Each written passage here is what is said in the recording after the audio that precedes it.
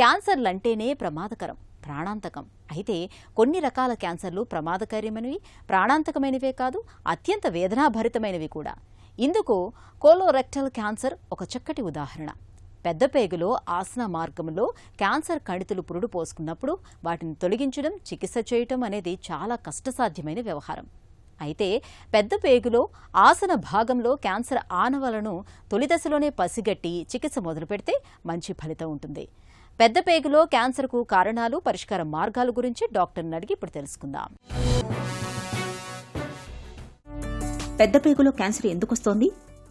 ముఖ్యంగా ఇప్పుడు మనం పాశ్చాత్య జీవనశైలికి మనం అలవాటు పడటం, అలాగనే వాళ్ళు తినే విధంగానే మన ఆహారపు అలవాట్లు మార్చుకోవటం, లైఫ్ స్టైల్ కూడా అలా మారిపోవటం వల్ల ఇండియాలో కూడా ఈ కాలన్ క్యాన్సర్స్ అనేవి చాలా ఎక్కువగా వస్తున్నది. దీనికి సంబంధించిన స్టడీస్లో ఒక పర్టికులర్ జెనెటిక్ కాజెస్ వల్ల వచ్చే కాలన్ క్యాన్సర్స్ ఏవైతే ఉంటాయో అవి ఎక్కడైనా కామన్ 5 to 10% కేసెస్లో genetic causes of colon cancer అంటామంటే అంటే ఒక మ్యుటేషన్ రావడం వల్ల ఫెమిలియల్ ఎడినోమాటోసిస్ పాలిపోసిస్ అనే ఒక కండిషను, అలాగనే familial non polyposis colorectal cancer అనేది రెండో కండిషన్, లించ్ సిండ్రోమ్ అంటాం, అలాగే ప్యూర్జెగ్గర్ సిండ్రోమ్ అంటాం. ఇలాంటి కొన్ని సిండ్రోమ్స్ వల్ల కోలన్ క్యాన్సర్స్ రావచ్చు. ఏంటంటే కోలన్ అంతా పాలిప్స్ రూపంలో ఒక గ్రేప్స్ లాగా కోలన్ అంతా ఫామ్ అయ్యి వాటిలోండి క్యాన్సర్ వస్తుంది. కండిషన్ని మనం పక్కన పెట్టేస్తే ఏ డైటరీ విధానం ఏదైతే మనం జీవన శైలిలో మన ఆహారపు అలవాట్లు ఉంటాయో అవి ముఖ్యంగా ఈ కోలన్ క్యాన్సర్ రావడానికి ముఖ్యమైన కారణాలు, ప్రధాన కారణాలుగా ఉన్నాయి. ఈ స్టడీస్లో మనకు తెలిసింది ఏంటంటే రెడ్ మీట్ ఎక్కువగా తీసుకున్న, అలాగనే processed meat like bacon, ham, అలాగనే సాసేజెస్, ఇలాంటి ప్రాసెస్డ్ మీట్ ఏదైతే వెస్ట్రన్ కంట్రీస్లో రెగ్యులర్గా మీట్ తింటారో ఆ విధమైన మీట్ తీసుకున్న, high fat, low calcium, low fruits, low vegetables, అలాగనే ఫైబర్ ఎక్కువగా ఫుడ్లో ఫైబర్ లేని ఆహారపు అలవాట్లు ఏవైతే మనం తింటామో వీటి వల్ల కోలన్ క్యాన్సర్స్ వస్తాయి అనేది ఖచ్చితంగా కన్ఫర్మ్ చేయబడింది. కోలన్ క్యాన్సర్ ముప్పు ఎవరికి ఎక్కువ? ముఖ్యంగా ఈ జెనెటిక్ కాజెస్, ఈ మ్యుటేషన్స్ ఉన్న ఫ్యామిలీస్లో ఈ క్యాన్సర్స్ వచ్చే అవకాశం ఉంటుంది.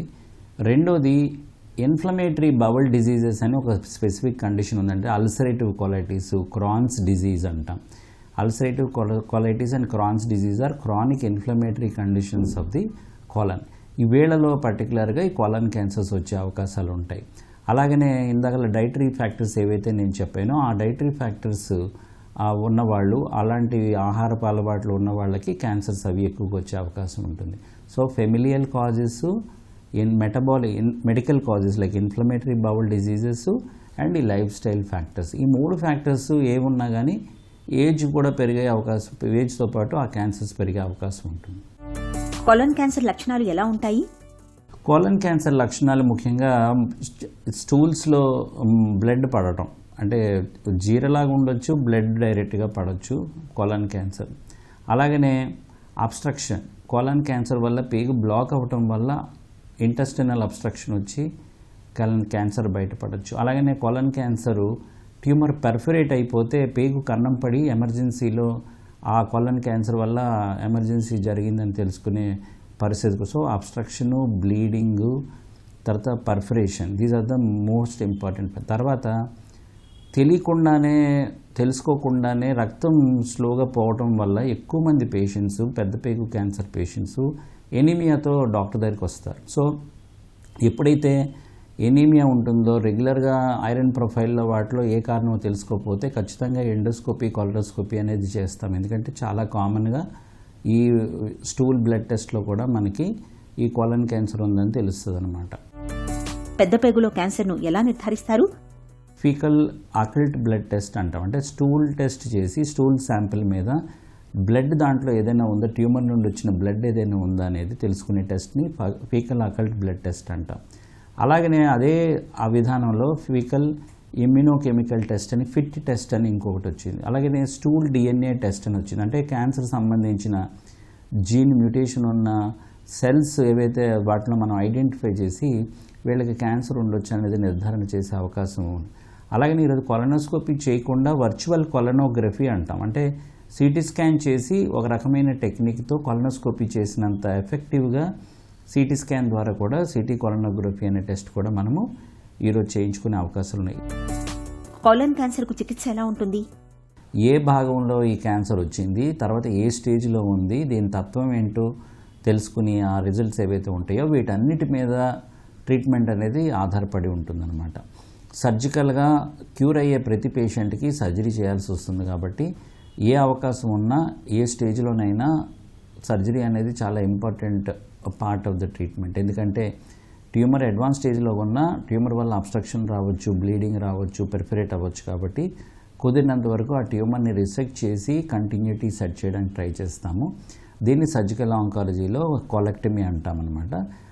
మనం కోలన్ రిమూవ్ చేసే లెంగ్త్ని బట్టి రకరకాల పేర్లతో ఉంటుంది. అలాగని ఈ సర్జరీ అన్నది ఓపెన్ సర్జరీ చేయొచ్చు, లాప్రోస్కోపీ ద్వారా చేయొచ్చు, రోబోటిక్ సర్జరీ కూడా చేయొచ్చు. ఈరోజు టెక్నాలజీ డెవలప్ అవడం వల్ల చిన్న ఇన్సిషన్తో, తక్కువ కష్టంతో, తక్కువ పెయిన్తో, తక్కువ బ్లీడింగ్తో, తక్కువగా కాస్మెటిక్ ప్రాబ్లం కూడా ఎక్కువగా లేకుండా తక్కువ స్కార్తో ఈరోజు మనం ఆంకలాజికల్గా సేఫ్ ట్రీట్మెంట్ మనం రోబోటిక్ సర్జరీ ద్వారా జరిపే అవకాశాలు ఉన్నాయి. అలాగనే కీమోథెరపీ ఇది నెక్స్ట్ ట్రీట్మెంట్ అనమాట. కీమోథెరపీ అన్నది ట్యాబ్లెట్ రూపంలో కానీ ఇంజెక్షన్ రూపంలో కానీ ఆ స్టేజ్ 3, స్టేజ్ 2 హై రిస్క్ పేషెంట్స్కి, స్టేజ్ 4 పేషెంట్స్కి కూడా అడ్జువెంట్ కీమోథెరపీ అని, స్టేజ్ 4లో ప్యాలియేటివ్ కీమోథెరపీ అని ఇస్తాం. అలాగనే రేడియోథెరపీ అనేది స్టాండర్డ్ ట్రీట్మెంట్ అయినా కానీ radiotherapy is not commonly used treatment modality అనమాట. కోలన్ క్యాన్సర్లో పెద్దగా రేడియోథెరపీ వాడటం జరగదు. ఓన్లీ రెక్టల్ క్యాన్సర్లో మాత్రమే రేడియోథెరపీ అనేది ఎక్కువగా వాడతాం. తర్వాత టార్గెటెడ్ థెరపీ, ఇమ్యూనోథెరపీ. ఆ జబ్బు తాలూకా బయాప్సీలో ఉన్న తత్వాన్ని బట్టి టార్గెటెడ్ థెరపీలు, ఇమ్యూనోథెరపీలు అనేవి మనం ఇవ్వటం జరుగుతూ ఉంటుంది. పర్టికులర్గా జెనెటిక్ డిజార్డర్స్ ఉన్నా, ఇన్ఫ్లమేటరీ బవల్ డిజీజెస్ ఉన్నా, మిగతా రిస్క్ ఫ్యాక్టర్స్ కంటిన్యూ అయినా కూడా మళ్ళీ ఇంకొక క్యాన్సర్ అదే పెద్ద పేగులో వేరే భాగంలో వచ్చే అవకాశాలు ఉన్నాయి. కాబట్టి ఈ కొలనోస్కోపీ అనేది రెగ్యులర్గా మనం ట్రీట్మెంట్ అయిన తర్వాత కూడా ఫాలోఅప్ కోసం చేస్తాం. పెద్ద పేగు క్యాన్సర్ను నివారించుకోవటం ఎలా?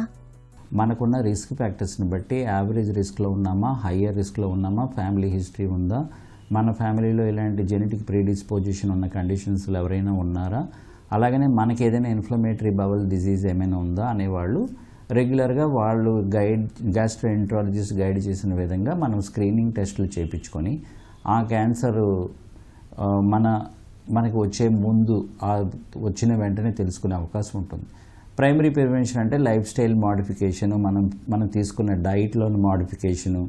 ఎలా అంటే ఫైబర్ ఎక్కువగా ఉన్న ఫుడ్ తీసుకోవటం, ఫ్రూట్స్, వెజిటబుల్స్, యాంటీ ఆక్సిడెంట్స్ ఉన్న ఫుడ్ తీసుకోవటం, రెడ్ మీట్ ఎక్కువగా తినే అలవాటు ఉన్నవాడు రెడ్ మీట్ నుండి లీన్ మీట్కి మారిపోవటం, ఇలాంటివన్నీ కూడా ఈ డైటరీ మోడిఫికేషన్స్ చాలా important. Alcohol consumption is very important కాబట్టి అది తగ్గించుకోవాలి. రెండోది ఒబిసిటీ ఉంటే మాత్రం ఖచ్చితంగా వాళ్ళు రకరకాల విధానాలు వాడి వాళ్ళు బరువు ఖచ్చితంగా స్టాండర్డ్గా రికమెండెడ్ వెయిట్లో ఉన్నట్టు యాక్టివ్ లైఫ్ స్టైల్ అంటే సెడెంటరీ లైఫ్ కాకుండా యాక్టివ్ లైఫ్ స్టైల్లో ఉండే విధంగా వాళ్ళు మారితే మనం క్యాన్సర్ రాకుండా కాపాడుకోవచ్చు, తొలి దశలో గుర్తించవచ్చు.